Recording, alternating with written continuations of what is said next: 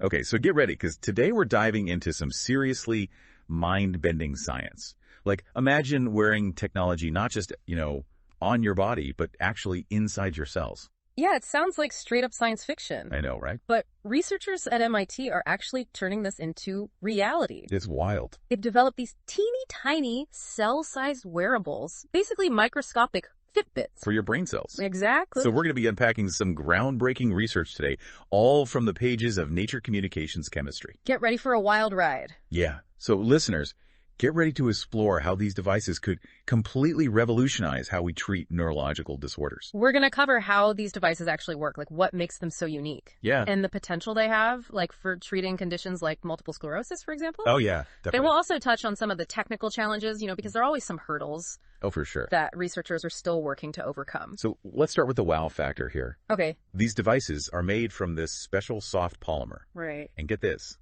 they're activated by light. That's incredible. We're talking about, like, manipulating objects on a scale smaller than a single cell. It's mind-blowing, really, when you think about it. Totally. What I think is really remarkable is that the researchers have actually found a way to make these devices without needing one of those super clean room environments. Oh, wow. So they figured out... They've developed this, stamping technique. It's really interesting. That's amazing. That lets them basically mass-produce these microscopic neuron huggers. Okay, so we've got these tiny devices. Right. But what's the point? Like, what are they actually doing? Well, the main goal of these cell-sized wearables is to modulate the activity of individual neurons. Okay. So they can gently wrap around neurons, you see, and they can either stimulate them or inhibit their firing. So they're like a volume knob. Exactly. It's like a volume knob for brain activity. I like that. That makes a lot of sense. That's a good way to think about it. So how does this actually help treat neurological disorders? I mean, it seems like a pretty big jump.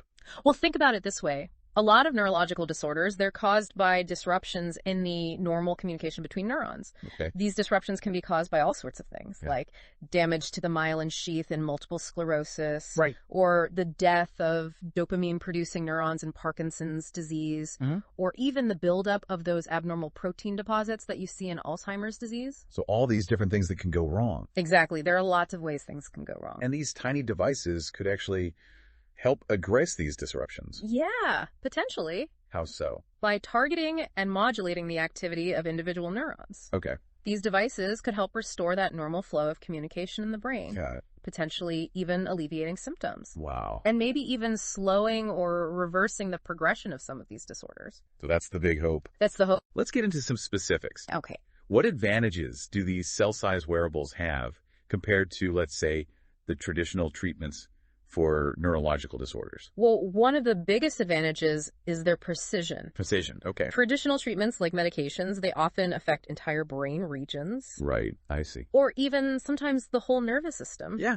And this, of course, can lead to a bunch of unwanted side effects. It's like using a fire hose to fix a leaky faucet. Yeah, exactly. That's a great way to put it. You're trying to be so precise. Right, you want to be precise. And you just end up drenching everything. And causing more problems, yeah. Exactly. But these cell-sized wearables, they can be targeted to specific neurons, even specific parts of a neuron. Wow, that's amazing. Allowing for much more precise interventions. So it's like going from a sledgehammer to a scalpel. Exactly.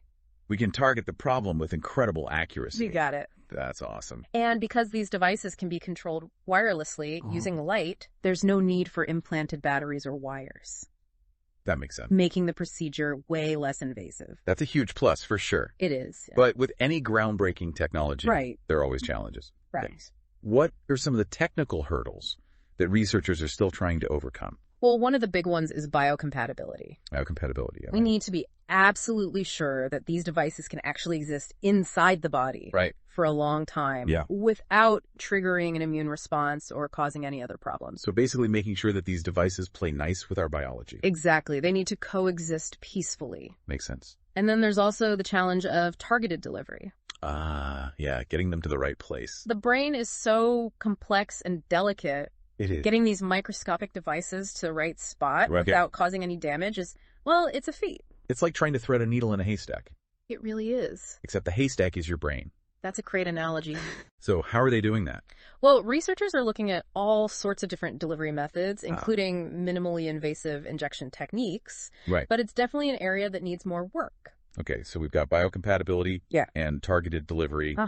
Any other technical challenges? Well, there's the whole challenge of precise control. Right. We need to be able to activate and control these devices with incredible accuracy. Yeah, because we don't want them doing things we don't want them to do. Exactly. You don't want any unintended consequences. So it's like making sure we don't accidentally turn up the volume on the wrong part of the brain. You got it. That could be bad. It could be very bad. So how are they making sure that doesn't happen? Researchers are exploring a bunch of different methods to get this precise control. Okay. They're using things like ultrasound and magnetic fields. Wow. To guide the light that activates the devices.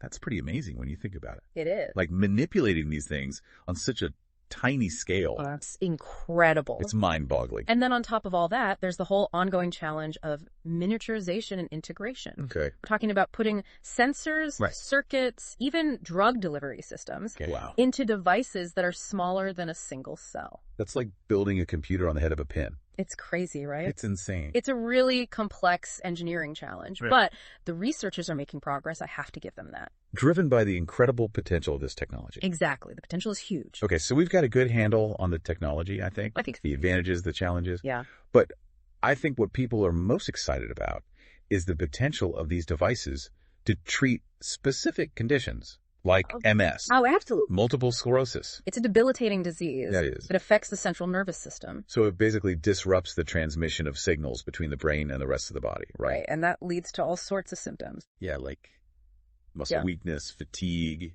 vision problems. Yeah, all of that. Even cognitive impairment. And there's no cure, unfortunately. That's right. It's a really tough disease to live with. It is. So current treatments, they really just focus on managing symptoms. Yeah, and slowing down the progression. But they can't actually repair the damage that's already been done. That's the problem. Which is where these cell-size wearables come in. Exactly. That's the hope. How so? They have the potential to act as a kind of artificial myelin. Artificial myelin. Restoring the insulation around damaged nerve fibers. I see. And allowing signals to travel more efficiently. So it's like patching up the frayed insulation on an electrical wire? Yeah, that's a good way to think about it. Bringing back that conductivity. By wrapping themselves around those damaged axons, these devices could help restore the conduction of nerve impulses. Okay. Potentially reducing MS symptoms. But how would these devices actually be used to treat MS? Okay, so imagine this. A person with MS has damage to the myelin sheath in their spinal cord.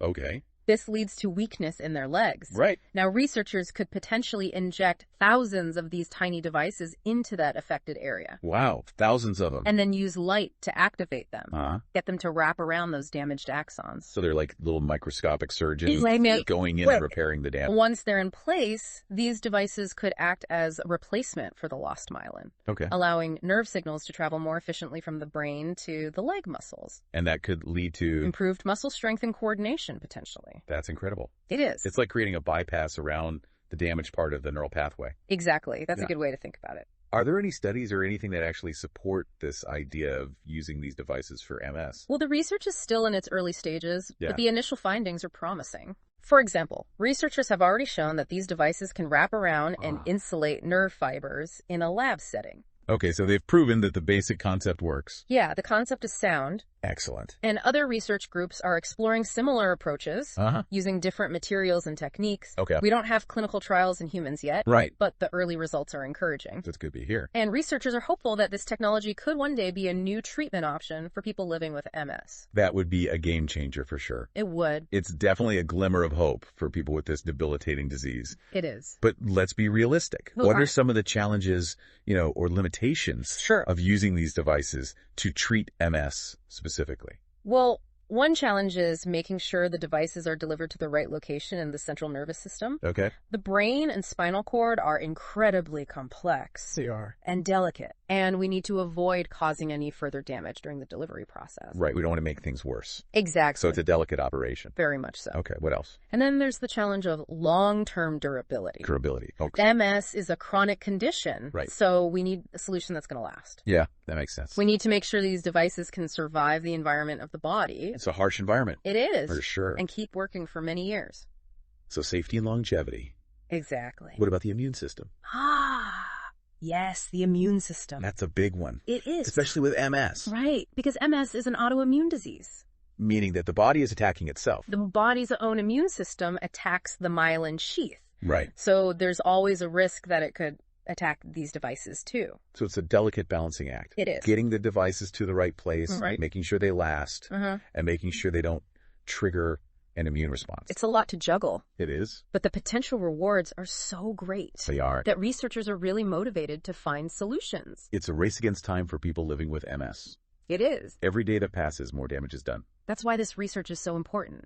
It offers hope for a future where MS could actually be treated, not just managed. That's powerful. It is. It's amazing what science and technology can do. Absolutely. It's truly transformative. It really is. So we've learned about the potential for these cell-sized wearables to treat MS. Yeah, we've covered a lot. But I think it's important to remember that this technology could have applications for a whole range of other neurological disorders too. That's right. We've only just scratched the surface of what's possible. And that's a conversation for part 2. Stay tuned. We're just getting started. Welcome back to our deep dive into the world of cell